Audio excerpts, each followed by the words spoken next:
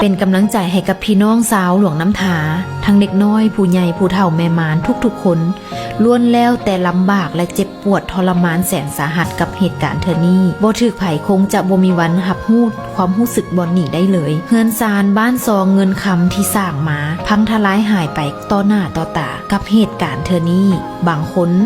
สูญเสียคนในครอบครัวสูญเสียคนที่หักนอนบ่หลับกินบ่อิ่มนาทีนี้มีแต่ใจเท่านั้นจึงจะสามารถผ่านพ้นมันไปได้ตุกตาเชื่อว่าพี่น้องชาวลาวหลายๆคนเป็นกำลังใจให้กับทุกๆคนที่ได้รับผลกระทบในเทื่อนี้มื้อนี้เกิดเรื่องไห้จะมีเรื่องดีอยู่ในหั่นเขาจะเห็นน้ำใจของพี่น้องชาวลาวเฮาหลายๆคนและเขาก็ต้องระวังนำเนาะว่าจะมีมิจฉาชีพมาแฝงโตอยู่ในเหตุการณ์เทื่อนี้บ่ให้มีสติเด้อเจ้าแม่นไผจะโอนเงินโอนคำมันไผจะซอยเหลือกันทางไหนก็ให้เข้าถึงมือผู้ที่ประสบภัยแท้ๆเด้อให้มีสติในการซอยเหลือกันเด้ออย่าให้มิจฉาชีพมาสวยโอกาสหากินบนความลำบากของคนอื่นเด้อเจ้าสุดท้ายนี้ส่งกำลังใจให้กับพี่น้องสาวหลวงน้ำทาเฮาทุกคนเนาะคอยผ่านพ้นไปด้วยดี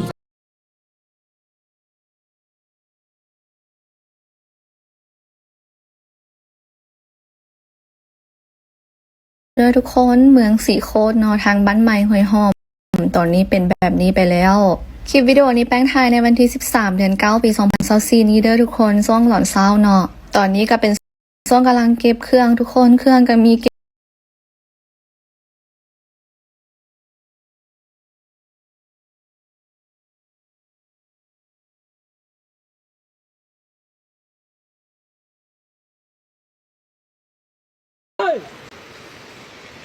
สวยเด้พี่น้องสวยเด้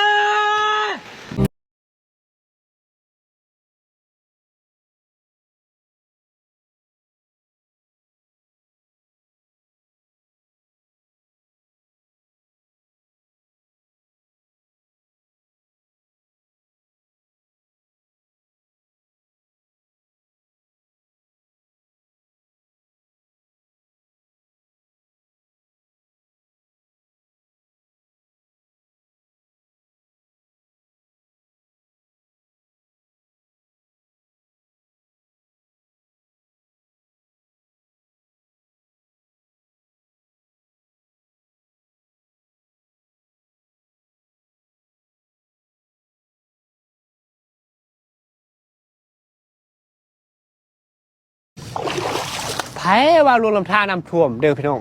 นี่เข้มคองนี่อยู่นครหลวงนี่ก็ท่วมเหมือนกันเด้อมาแล้วแม่ฮิปมาแล้วแม่ฮิปมาสวยเรือแล้วแม่นี่มิท่านห้องนายกรัฐมนตรีได้ลงติดตามการเฝ้าระวังภัยเขาแล้วเริ่มระบบกันมาช่วยละเอาให้นะไปกันไปคุณน้อยนี่ไปมีคืนที่ฝนมีคืนที่ฝนเตือนเกี่ยมหับมือน้ำท่วมหลวงพระบางและเสจำพรระดับน้ำขึ้นไกลเขตเตือนภัยแล้ว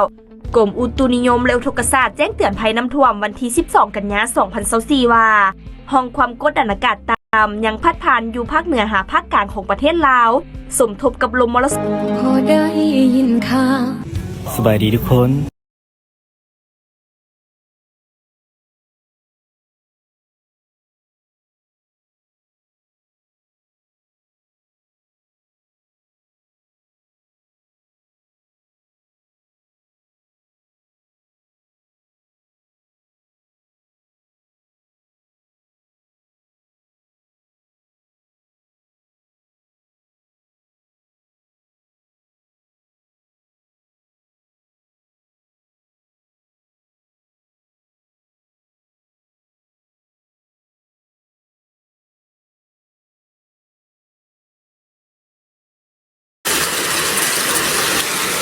nó tôi là thấy ngồi về hôm đó là em thôi vậy đi nhà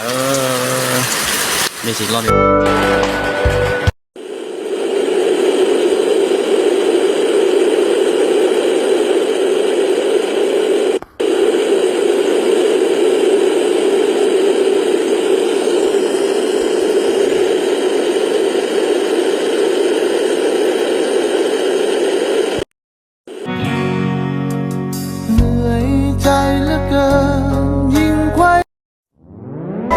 จะเปลี่ยน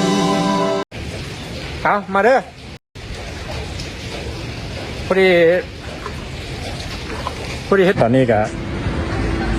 อนามัยเปิดปกติแล้วเด้อเดินบ้านจากที่น้ำท่วม ให้มันท่วมหัวบักสอนใจอีกเด้อ รายงานข่าวการเกี่ยมความพร้อมรับมือกับสภาพน้ำท่วม ในวันที่ 13 กันยายน 2024